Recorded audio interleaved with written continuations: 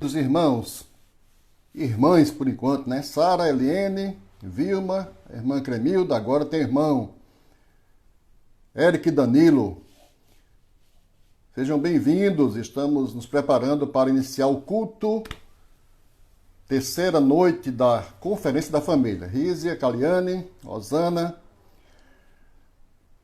Deus nos abençoou na segunda e na terça com dois cultos maravilhosos, ouvimos a palavra de Deus, e não será diferente nesta noite. Boa noite, Adriele, Igreja Teosópolis, Pastor Geraldo Meirelles. Muito bem, pastor, já estou com seu nome aqui, viu? Daqui a pouco eu vou lhe chamar para entrar em nosso culto, trazer a palavra do Senhor. Bem-vindos, queridos irmãos.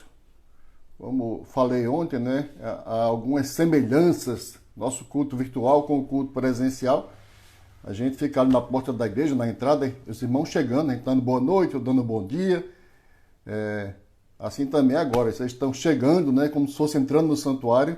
Aqui é o santuário virtual, né, e a gente louva a Deus.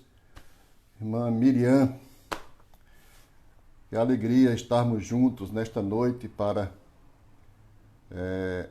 desenvolvermos o culto ao Senhor. Nossa terceira noite das conferências da família. Deus nos permitiu ter esse privilégio de, nesta última semana de maio, desenvolvermos essa programação com o apoio de queridos colegas pastores que se prontificaram a nos abençoar. Estou sendo ouvido aí bem por vocês, visto e ouvido. É sempre bom quando a gente tem esse retorno, né? Para mim está tudo bem aqui. Estou me vendo, estou falando aqui, mas às vezes há algum problema eu não consigo detectar aqui. De maneira que sempre vocês puderem colocar aí algum... Aí, Léo, muito bem. Leandro Neves. Caliane, que bom. Está ótimo. Ai, que bom. Beleza, graças a Deus.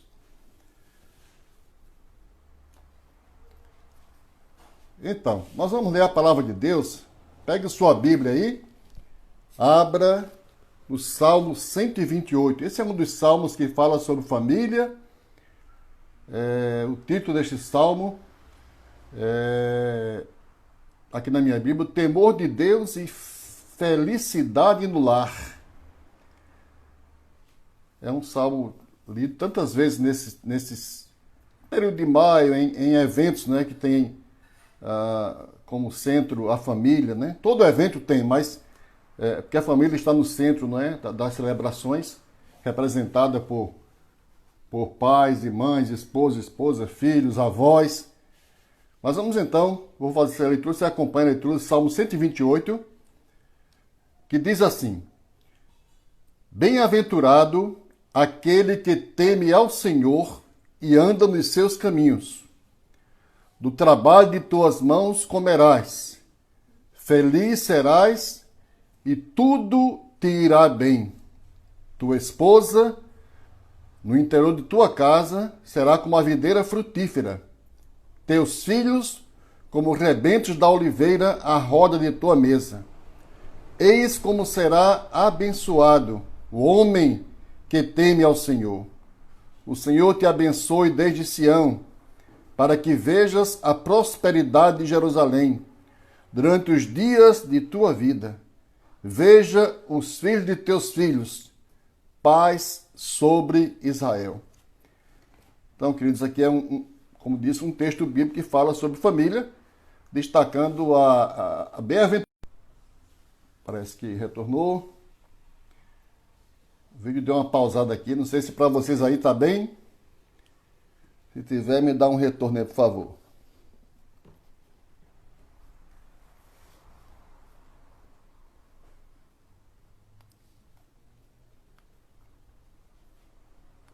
Mais gente chegando para o culto, todos são bem-vindos. Já chegaram várias pessoas, né? Desde o início, travou, mas voltou. Que bom, né? Graças a Deus. Então, como eu estava dizendo, nós lemos o Salmo 128 que é um salmo que trata da bem-aventurança da pessoa que teme ao Senhor. Aqui fala aquele, mas pode ser aplicado àquela, naturalmente, não é? Aqui a Bíblia sempre trata o ser humano, o homem, como líder lá. Ouvimos sobre isso também ontem. Nós vamos aqui buscar aqui alguém para nos ajudar. Não conseguimos até agora. Nós vamos fazer uma oração de gratidão a Deus, também oração intercedendo ao Senhor pela mensagem que vamos ouvir a seguir.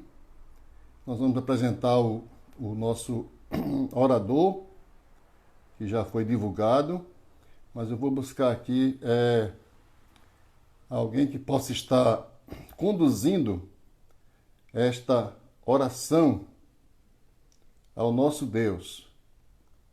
Deixa eu ver aqui. Ver se a irmã Farlene está em condições de orar neste momento.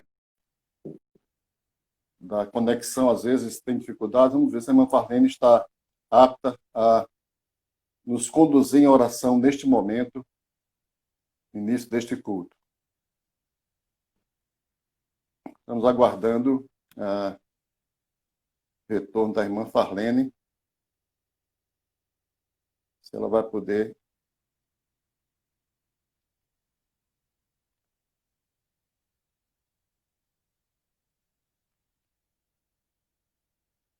estar aceitando adicionamento para participar com oração.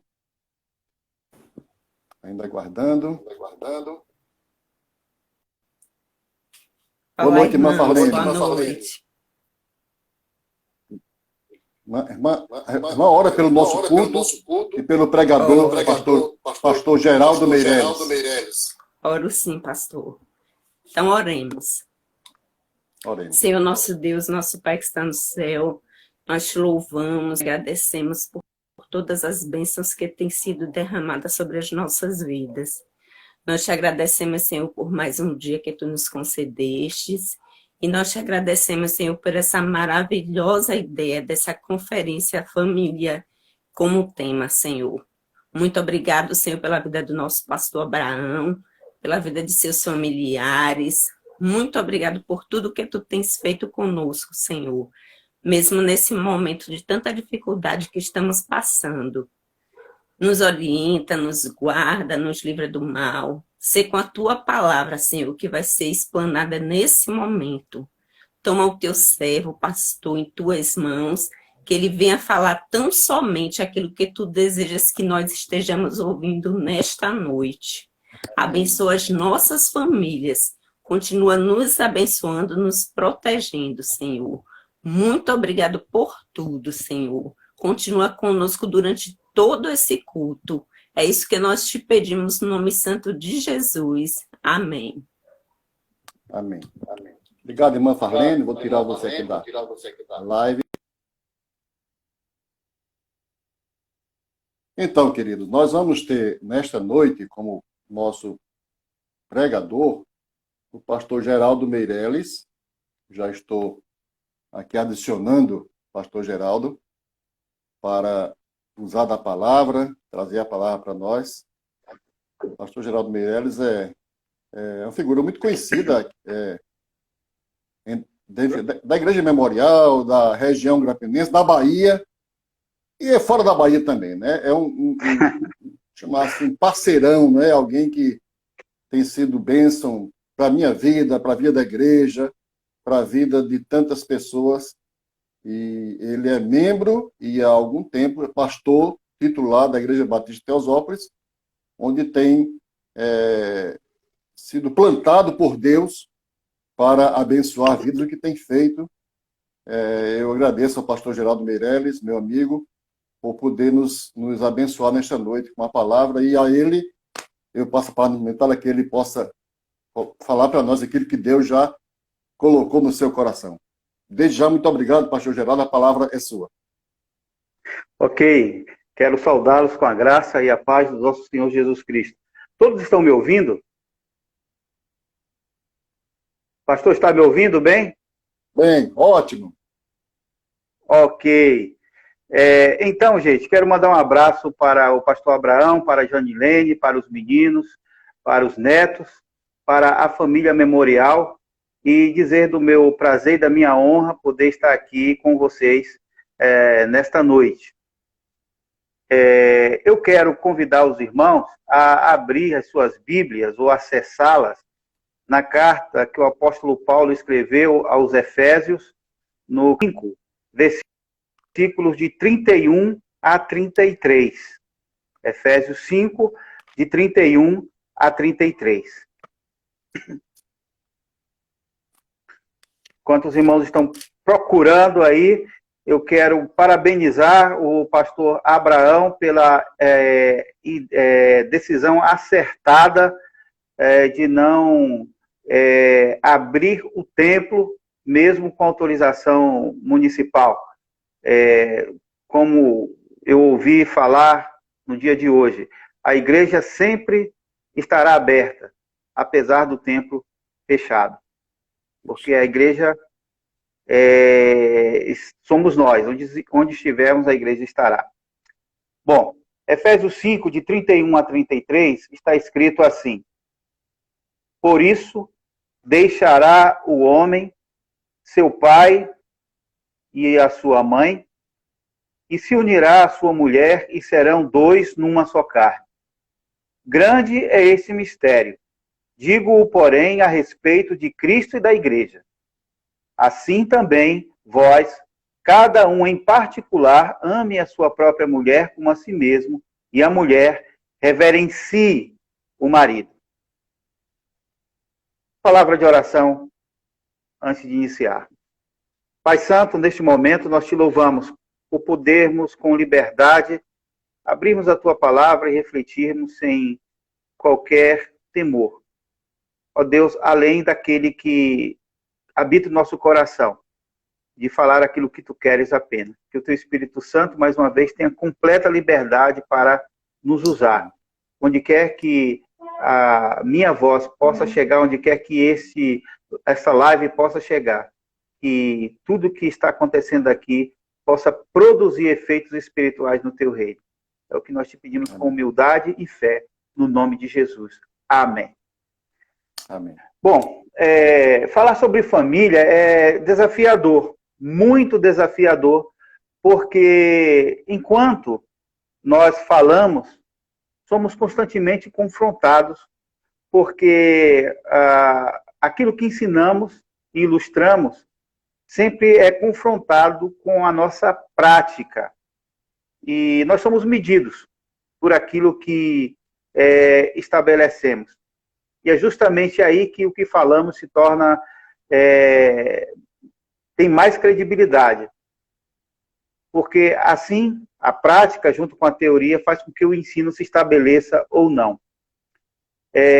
No texto que lemos, o apóstolo Paulo ele vai buscar suporte em Gênesis 2, 24 e também Mateus 19, 5, para tratar da indissolubilidade e do propósito da família. Porque o casamento ele foi estabelecido por Deus, como nós temos ouvido falar.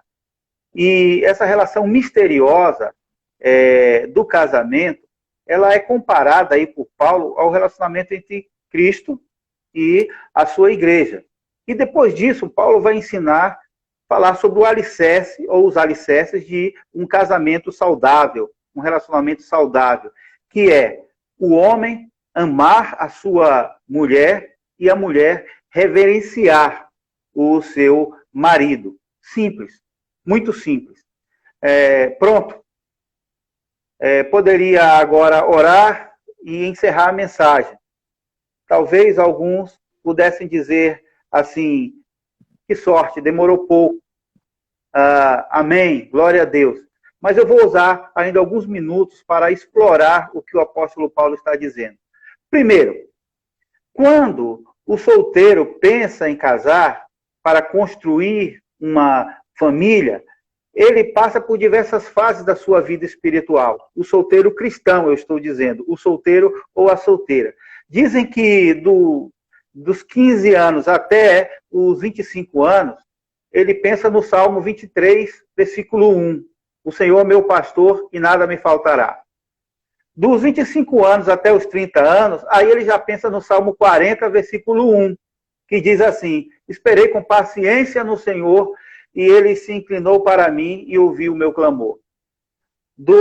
Da idade dos 30 aos 35 anos, aí já é o Salmo 70, 1, que diz assim: apressa-te, ó Deus, em me livrar, Senhor, apressa-te em ajudar-me.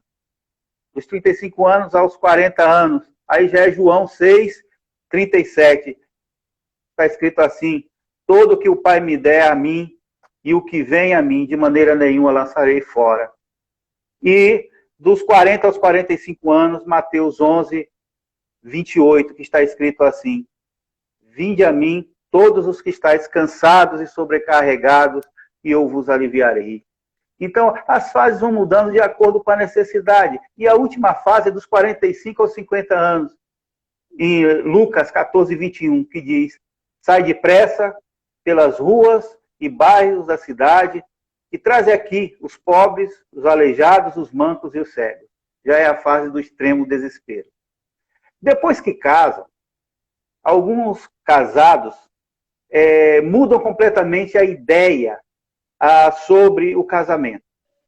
E a gente vê surgindo algumas frases que tentam resumir o casamento, mas que não conseguem, porque são como cortinas de fumaça que não conseguem traduzir o projeto de Deus para o casamento. Alguém, numa dessas frases, já disse que o bom casamento exige que o homem seja surdo e a mulher cega. Outro disse que casamento é algo tão sério que deveria ter licitação pública. Outros dizem que casamento é a relação entre duas pessoas, na qual uma sempre vai estar certa e a outra é o marido. Uma mulher já disse que marido é igual menstruação. Quando chega, incomoda. Quando atrasa, preocupa. Outro disse que a mulher chora sempre antes do casamento e o marido depois. Uma mãe querendo orientar sua filha, disse: minha filha, quando você for se casar, escolha um homem bem baixinho. Aí ela falou: por que, minha mãe? Aí ela falou: porque dos males o menor. Existem dois tipos de homens: aqueles que obedecem e aqueles que são solteiros. E, por último, tem gente que diz que casamento é a única prisão que só se sai por mau comportamento. Como eu disse, são cortinas de fumaça que nos impedem de ver as coisas como elas são. Porque, apesar da simplicidade dos ensinamentos de Paulo, nas duas ações, amar e reverenciar, a indisposição humana para compreender e encarnar essas verdades tem produzido, eu diria, uma sociedade com famílias fracassadas. Uma sociedade com famílias infelizes, completamente distantes do propósito de Deus para o casamento. Mesmo dentro dos nossos arraiais, mesmo dentro das nossas igrejas, nós todos os dias enfrentamos as consequências nefastas dessa desobediência dos princípios de Deus. Sabe? E a gente precisa entender, meus irmãos, que no mundo caído, esse mundo, ele jamais compreenderá um amável Pai Celestial sem ver neste mundo um Pai que entregue a sua vida sacrificialmente por sua esposa e por seus filhos.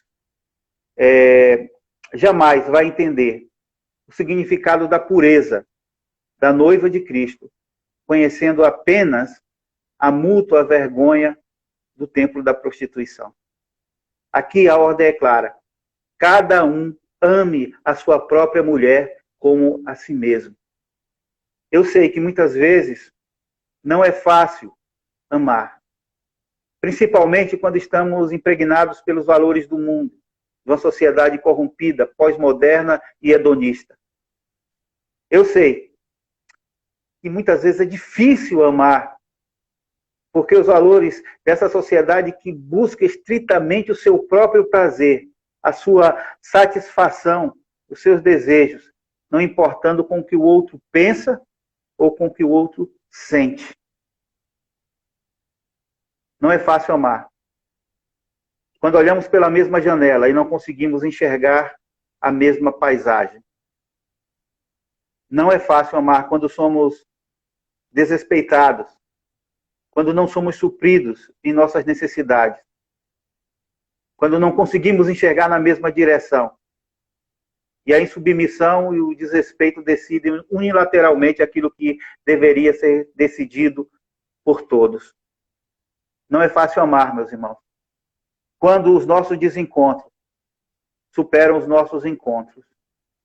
Quando não somos considerados e temos a nossa liderança questionada o tempo todo por todos.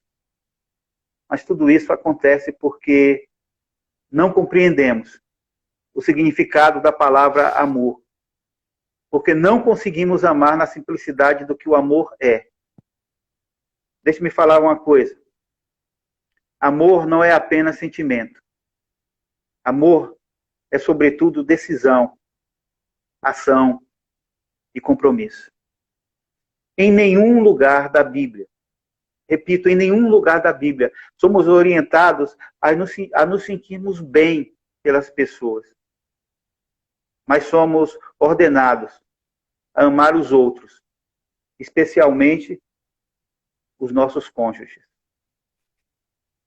Sentimentos românticos são excelentes no namoro e no casamento.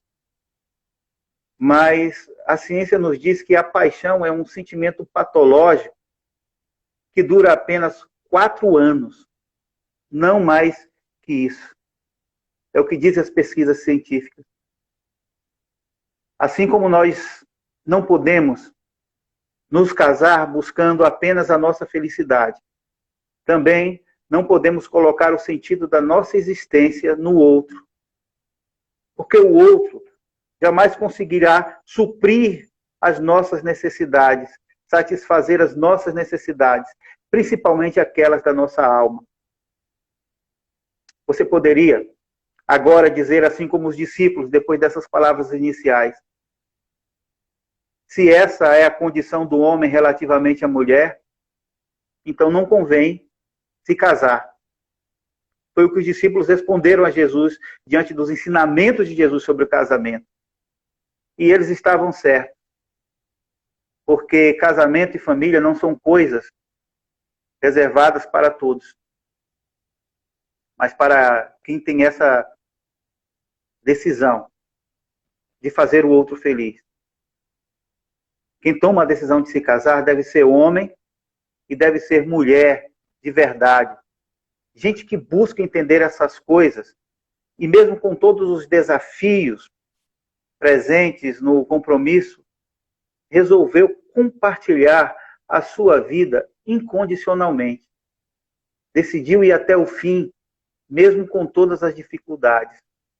É por isso que aqueles que abandonam os seus, que abandonam os votos do casamento, causam danos que vão além do próprio coração, porque também destrói a obra-prima que todo casamento deveria ser, servindo como exemplo para a próxima geração.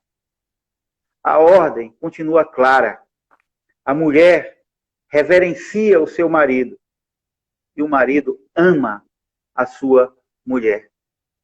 No episódio, no texto que lemos, a gente precisa entender que a mulher sábia considera o seu marido como autoridade sobre si. Então ela deve ouvi-lo, deve respeitá-lo, deve sujeitar-se à sua liderança. Aí a irmã que está ouvindo pode dizer, vixe, você pode até me perguntar, minha irmã, será que isso é possível com a bucha de canhão que eu tenho lá em casa? Será que isso é possível com um homem que não toma iniciativa em nada, que não lidera ninguém, não é respeitado nem pelos filhos? Como isso é possível com alguém que se tornou, me perdoe a expressão, um banana? Será que isso é possível com um homem que não sabe amar, que confunde autoritarismo com autoridade? Querida, lembre-se que a bucha de canhão que você tem em casa foi escolhido por você. Embora no início ele não tenha sido, não era essa bucha de canhão toda, não é verdade? Num casamento saudável, existem papéis distintos. E a sabedoria consiste em compreender esses papéis. Porque quando o cônjuge assume um papel que não é seu, não é dele, ele está usurpando algo do seu cônjuge e impedindo que ele exerça aquilo que Deus o designou para si. Definitivamente, liderar o lar em todos os aspectos é uma obrigação do marido. Portanto, ajude, minha irmã, a sua bucha de canhão a deixar de ser um banana e ocupar o lugar que Deus designou para ele. Reverencie o seu marido, apoie o seu marido, faça com que ele se sinta respeitado e honrado em sua casa. Esse é um princípio divino. Sabe, todo homem gosta e precisa se sentir assim. Queridos, Deus é um mistério que não pode ser entendido completamente pela mente humana. É por isso que ele se revela a nós usando metáforas como um bom pastor ou como um juiz correto. Mas a metáfora mais comum de sua realidade é justamente aquela que o compara como um marido e a igreja como sua esposa. É aquela que o compara como um pai amoroso e um pai gentil. Porque não existe nada mais precioso do que a família.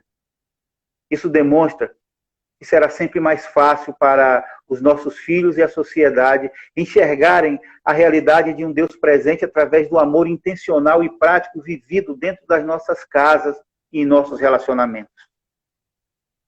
Deus designou o lar como um local em que as crianças recebem instrução espiritual e, como dissemos anteriormente, uma experiência tangível da materialização das realidades espirituais.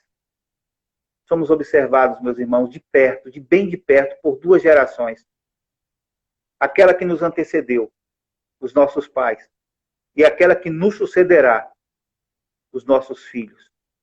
E neste caso, as nossas palavras valem menos do que as nossas atitudes. E se queremos influenciar essas duas gerações, precisamos entender que a única forma será pelo nosso exemplo.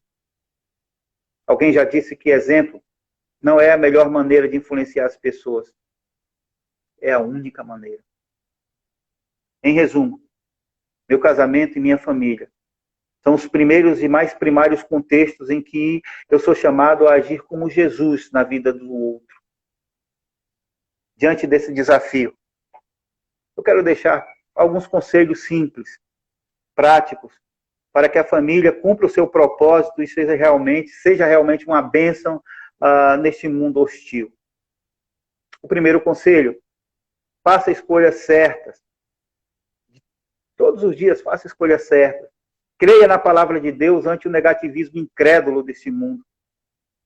Quando fomos criados por Deus com a capacidade de fazer escolhas, de tomar decisões, isso foi nos dado individualmente. Portanto, escolhas espirituais são individuais. Ninguém pode fazê-las por você, mesmo que seja o seu pai, mesmo que seja a sua mãe, o seu irmão, o seu líder, ou o pastor da sua igreja. Ninguém decide as suas decisões diárias por você. Apenas você.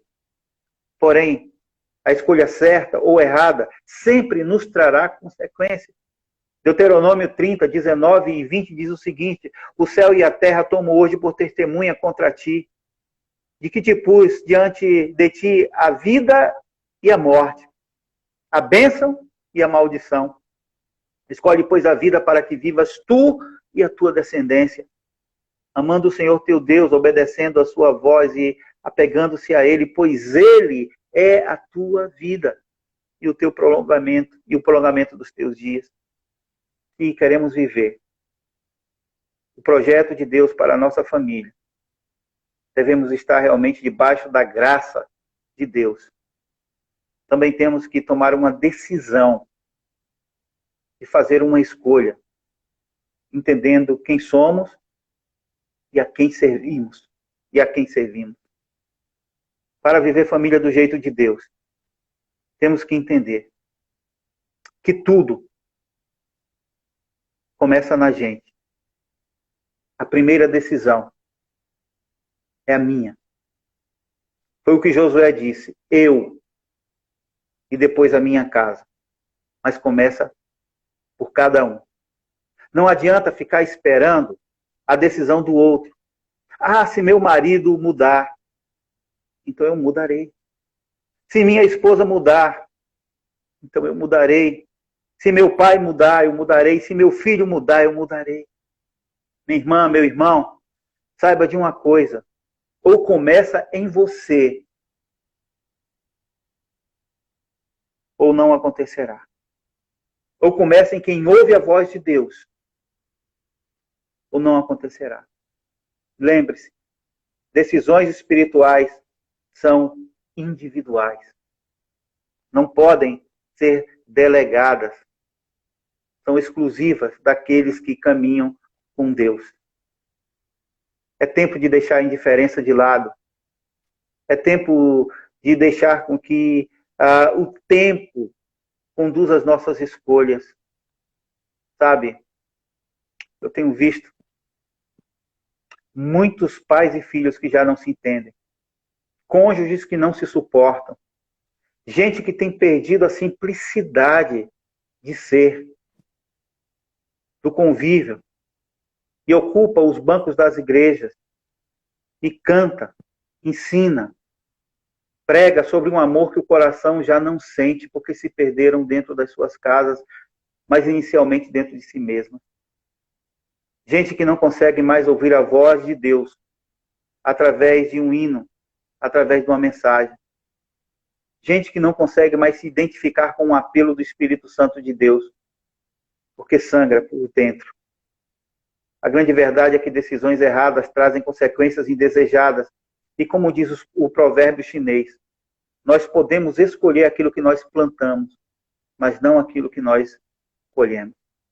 Eu tenho visto que antes de toda crise conjugal, toda crise conjugal, dos problemas familiares insolúveis, sempre há uma crise espiritual instalada na vida de quem abriu mão das promessas de Deus, de quem fez escolhas erradas, de quem coxia entre o Deus de Israel e o Deus dos amorreus, de quem optou em confiar mais no relativismo incrédulo deste mundo do que na palavra de Deus. A raiz de todo o problema está justamente aí. Ou vivemos inteiramente debaixo da graça de Deus, ou viveremos debaixo da desgraça dos homens. Por isso, escolha amar incondicionalmente a sua mulher, mesmo que inicialmente isso represente sacrifício e renúncia. Escolha reverenciar o seu marido, mesmo que ele não tenha ainda entendido o papel que Deus o designou para ele no lar. Seja espiritual, meu irmão. Seja espiritual, minha irmã, também nessas escolhas. Segundo conselho, mude os seus conceitos e preconceitos. Deixe Deus agir em seu lar através da tua vida. Abra mão das expectativas irreais acerca do seu cônjuge, porque ele é o que é e não aquilo que você quer que ele seja. Nossas frustrações vêm justamente daí, porque construímos ideais distantes do que o outro é. Sabe? Abrir mão dessas expectativas significa aceitar o outro como o outro é. Assim como nós, imperfeitos. Isso significa reconhecer que ele não pode, de forma alguma, atingir as nossas expectativas, as nossas necessidades. Aceitar esse fato nos leva a um outro olhar, a um pilar diferente do casamento que nós vivemos. Se você busca a verdade, você encontrará a verdade.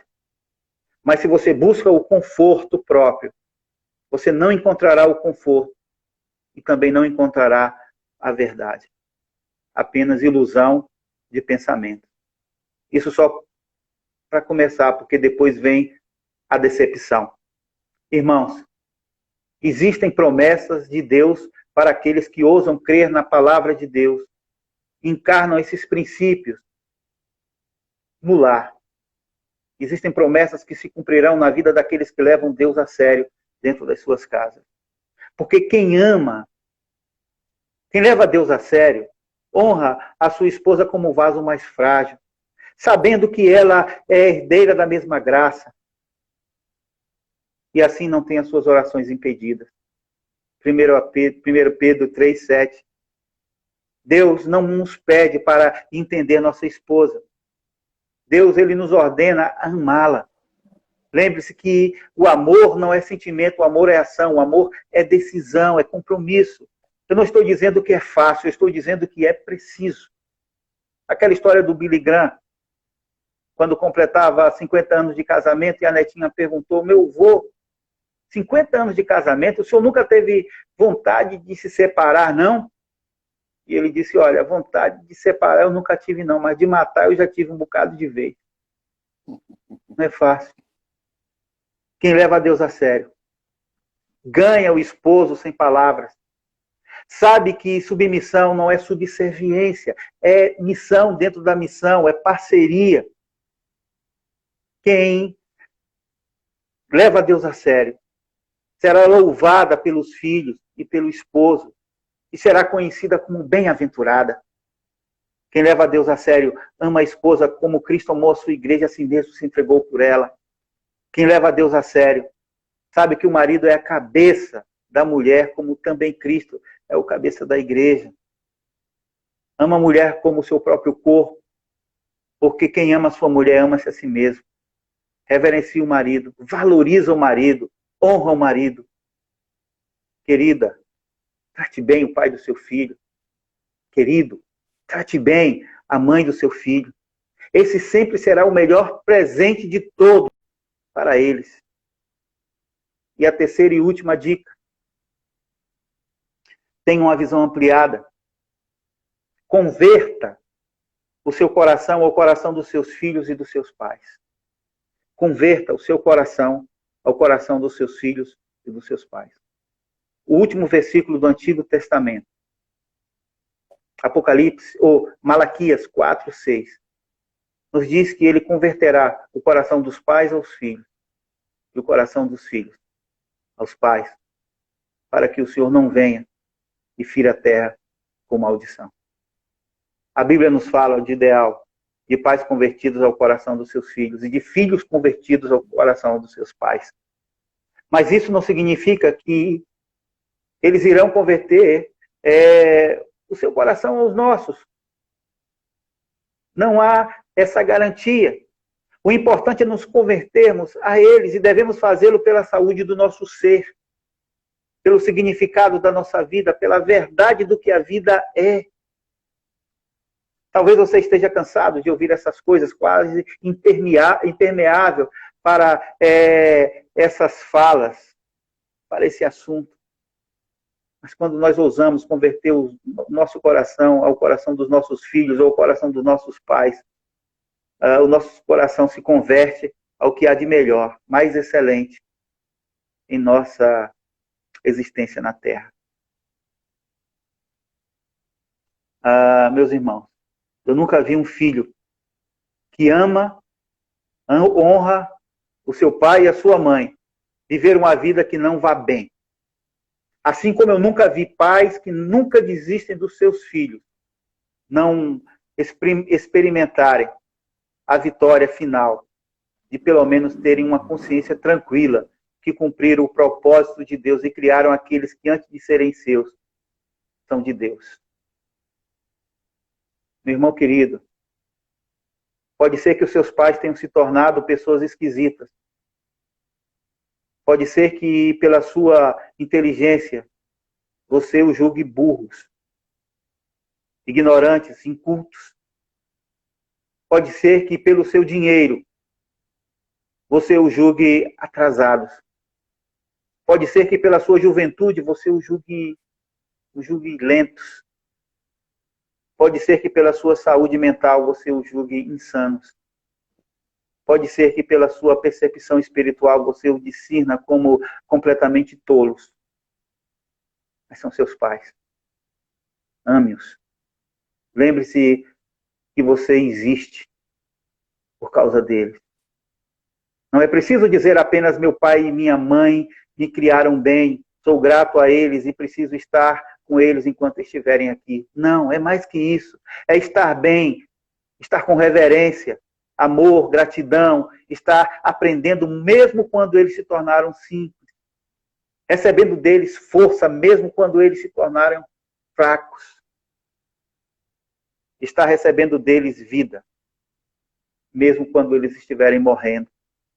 Agora olhe para dentro de você e tenha coragem de perguntar. Se perguntar, o que você tem feito para converter o seu coração ao coração dos seus filhos? O que você tem feito para converter o seu coração ao coração dos seus pais? Mesmo que eles não sejam pessoas que mereçam, na perspectiva daquilo que seja mérito mínimo, vida que justifica a própria relação, mesmo que eles sejam indiferentes, faça a sua parte. Não faça como quem cumpre a obrigação, faça por amor, mesmo que eles sejam frios. Quantos filhos têm desistido de seus pais por não se reconhecerem mais neles? Por não saberem mais se poderão contar com sua presença e amor incondicional nos momentos imerecidos? Porque perderam aquele sentimento de pertencimento que faz com que, mesmo distante, a gente se sinta perto. Tem uma frase que eu gosto que diz assim: eu quero ser amado quando eu menos merecer, porque é justamente nesta hora que eu mais precisarei. Quantas lágrimas têm sido derramadas por quem sonhou com um mundo melhor para a sua família, porém fez escolhas equivocadas e agora experimenta apenas os escombros do que poderia ter sido. Quantos pais têm desistido de seus filhos por não suportarem mais a dor dos desencontros, a humilhação das discussões, a indiferença, a traição, a incompreensão nos momentos em que eles só desejavam um simples olhar. Quantos órfãos de pais vivos e quantos pais desfiliados de filhos vivos estão conosco? Quantos pais tiveram que encontrar amor de filhos naqueles em que não geraram? E quantos filhos tiveram que encontrar amor de pai e de mãe naqueles em que não foram gerados? A Bíblia nos ensina, nos diz, que aqueles que andam com Deus não terão filhos para calamidade, não terão filhos para perturbação, porque esses filhos serão conhecidos como a descendência dos benditos do Senhor. Isaías 65, 23. E concluindo, meus irmãos, uma igreja abençoada, uma igreja verdadeiramente abençoada é aquela que tem famílias abençoadas, famílias equilibradas, famílias que servem a Deus, que vivem debaixo da graça de Deus, que vivem sobre os princípios da palavra de Deus. Fora disso, não é igreja, é clube social, é clube religioso. Sabe, eu sei que às vezes não tem sido fácil crer nessas coisas. Confiar nas coisas que são ditas, mesmo aquelas que são ditas em nome de Deus. Talvez você já conheça esses textos, já tenha familiaridade com esta palavra, mas mesmo assim, você não tem conseguido experimentar o sentimento e a disposição de lutar para que sua família viva debaixo da graça de Deus. Graça é favor imerecido, é dádiva, é algo que vem do trono de Deus para aqueles que são dele. Eu quero perguntar agora: em quem você quer confiar? No relativismo incrédulo deste mundo ou na palavra de Deus para a tua vida? Lembre-se, tudo começa com a decisão pessoal. Cada um ame a sua mulher como a si mesmo. Cada uma reverencie o seu próprio marido. Agora nós podemos orar. Eu não sei se você que está conosco tem alguma dificuldade que quer colocar diante de Deus. E se tiver, eu vou fazer como eu faço aqui na igreja. É só colocar a mão no coração, assim, onde você estiver. Se fosse na igreja, nós pediríamos para ficar de pé. Mas aqui no ambiente virtual, Deus sabe o que faz queimar o teu peito. Deus sabe o que faz rolar uma lágrima do teu rosto. Deus sabe das tuas insônias. Querido Deus, nós te pedimos que tu abençoes a cada filho teu, a cada filha tua, a cada amigo, amiga que está plugada neste momento, nesta live. Pedimos que tu derrames a tua bênção sobre este coração, sobre esta família, sobre esta casa. A ponto, ó Deus, deles conseguirem cumprir os teus propósitos. Que a mulher reverencie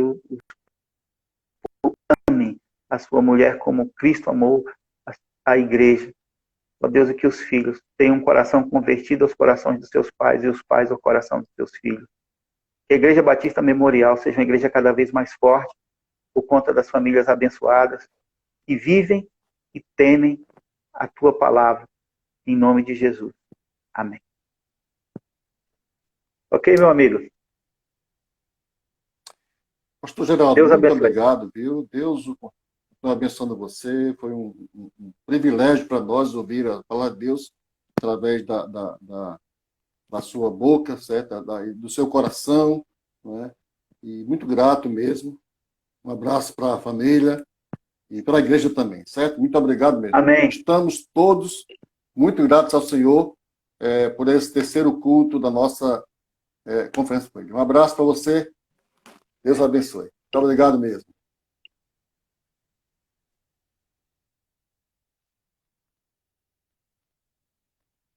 Então, meus irmãos queridos, nós, graças a Deus, tivemos estamos tendo terceira noite de Conferência da Família, não é? Com essa palavra abençoada do pastor Geraldo. Foram 3 palavras abençoadas para todos nós, né? O pastor Sérgio, o pastor Jeremias e hoje o pastor Geraldo. Queridos, nós vamos agora ter um momento simbólico da entrega dos dízimos e ofertas. Hoje é dia de culto de oração da igreja, nós temos feito isso aos domingos, né? Entrega simbólica, enquanto cantamos uma música. Então, você vai entregar simbolicamente, talvez já o fez, né, ao longo dessa semana, vai fazer amanhã, sexta-feira. Lembrando, queridos, que amanhã e sexta a igreja tem ainda vários compromissos a serem cumpridos, e se você ainda não entregou a sua oferta e tem ela pronta para entregar, deposite no banco, ou se não prefere fazer de outra forma, pode entrar em contato comigo que a gente tem como orientar a entrega da sua contribuição de maneira, digamos, possa estar entregando, não seja via banco, né? Então, a gente vai estar cantando o hino De Graças com Seu Coração. Nós estamos sem o auxílio da música, não deu certo, só que a gente tinha acertado, não foi possível entrar. Então, vamos cantar, e enquanto cantamos, você é um momento simbólico de se entregar seus dízimos de oferta. Ok? Vamos lá. Você canta daí, eu canto daqui, e vamos lá. Dê graças com seu coração, dê graças ao eterno Pai, dê graças porque nos deu o seu Filho Jesus. E agora, na fraqueza somos fortes, na pobreza somos ricos, por tudo que o Senhor fez por nós. E agora, na fraqueza somos fortes, na pobreza somos ricos, por tudo que o Senhor fez por nós. Dê graças só. Eu vou chamar aqui alguém para estar orando ao Senhor, dedicando os dízimos, as ofertas, também orando pela vida de todos. Vou ver se a irmã Daniele Rocha Cruz, ela está apta. Não sei se já retornaram, se ainda estão em Barra do... Retornaram já, né? Já chegaram. Não sei se Dani vai ter condições de agora ser acionada, mas eu fiz aqui um chamado para que ela ore ao Senhor em oração de dedicação dos dízimos de oferta. Se ela não puder, eu vou acionar outra pessoa. E enquanto aguardo, irmãos, lembrar que amanhã nós teremos nossa live missionária, certo? Amanhã temos muitos prêmios para serem sorteados. Inclusive, né, teremos várias, olha, a máscara de missões mundiais, transforme o mundo com a alegria de Jesus. Então, se liga, amanhã vai começar às 19 horas, viu? Nossa live, porque temos muitos prêmios para serem sorteados. Então, Dani, você agradece a Deus o dízimo de ofertas e também intercede pelos enfermos, né? E pela nossa cidade e pelo país. Vamos acompanhar você nesta oração. Tá bom, oremos. Deus, nós queremos te agradecer, Pai, por mais um dia na tua presença, por essa conferência, Deus, que o Senhor nos permitiu realizar. Obrigada pela palavra, Deus, que o Senhor ministrou aos nossos corações. Obrigada, Pai, pela tua presença nas nossas vidas. Deus, neste momento eu venho diante da tua presença, Pai, agradecer ao Senhor pelos dízimos e pelas ofertas que têm sido, Deus, depositados para o Senhor. Pai, muito obrigado pela vida dos irmãos, Pai, que têm condições e que entendem, Deus, a importância de ofertar e dizimar ao Senhor. Deus, muito obrigada, Pai, porque o Senhor tem nos dado condições a cada dia para buscar a tua presença, Deus, e aprender mais da tua palavra. Deus, eu quero colocar diante do Senhor também aquelas pessoas, Pai, que nesse momento, nessa situação de pandemia, estão desempregadas e não têm tido a oportunidade de dizimar ao Senhor, de ofertar, de oferecer, Deus, a oferta, né, em dinheiro. Te peço, Deus, que no nome de Jesus o Senhor possa estar abrindo as portas, Deus, que em nome de Jesus o Senhor possa estar resolvendo, Deus, essa situação. E que nós, como servos teus, possamos entender, Deus, que o Senhor não perde o controle de nada. Obrigada, Pai, por tudo que o Senhor tem feito e pelas nossas necessidades, que apesar de muitas dificuldades, o Senhor sempre tem suprido. E sabemos, Pai, que o Senhor não nos deixará desamparados. Deus, eu quero te colocar também, nesse momento, na tua presença, as pessoas que estão enfermas, as pessoas que foram acometidas pelo coronavírus, que em nome de Jesus, Pai, o Senhor possa ir ao encontro de cada uma dessas pessoas, que o Senhor possa estar cuidando, Pai, de cada uma. Quero colocar diante do Senhor a vida de Maria Júlia, Deus, que a irmã de Tainá, né, que está internada ainda, que em nome de Jesus o Senhor continue cuidando, Deus, da tua filha, livrando, Deus, ela de todo mal. Que o Senhor continue concedendo, Deus, graça e sabedoria, Deus, à mãe dela e calmaria para que ela não venha se desesperar, mas que ela possa se colocar diante do Senhor. Deus, coloco diante de Ti também a nossa cidade, Deus, o nosso país, as lideranças, Deus, que o Senhor estabeleceu para nós. Que em nome de Jesus, Senhor, possamos respeitar essas pessoas e que possamos colocar ela diante da Tua presença sempre, Deus, sabendo que as autoridades elas são levantadas por Ti, Pai. Que nós possamos dar exemplo, Deus, de verdadeiros cristãos que cuidam, Deus, e que respeitam as autoridades e as lideranças que foram impostas pelo Senhor. Deus, muito obrigada, Deus, pela Tua presença nas nossas vidas. Obrigada porque o Senhor nos usa, porque o Senhor nos escolheu e nos chamou. Nos ajuda, Deus, a continuar proclamando o Teu nome, mesmo em meio a toda essa situação, e a refletir a Tua imagem, Deus. Muitas vezes, Pai, nós deixamos, né, a nossa vontade, o nosso ego falar mais alto, mas que nós possamos, Senhor, nos colocar diante da Tua presença, um dos frutos do Espírito é o domínio próprio, que nós possamos, Deus, que essa possa ser uma característica nas nossas vidas, e que dessa forma nós possamos continuar, Deus, glorificando e exaltando o Teu nome. Obrigada por tudo, Deus, continua conduzindo nesta noite, segundo a Tua vontade, em nome de Jesus, amém. Amém. Obrigado, Dani, Deus abençoe, muito obrigado mesmo, vou tirar você aqui da live.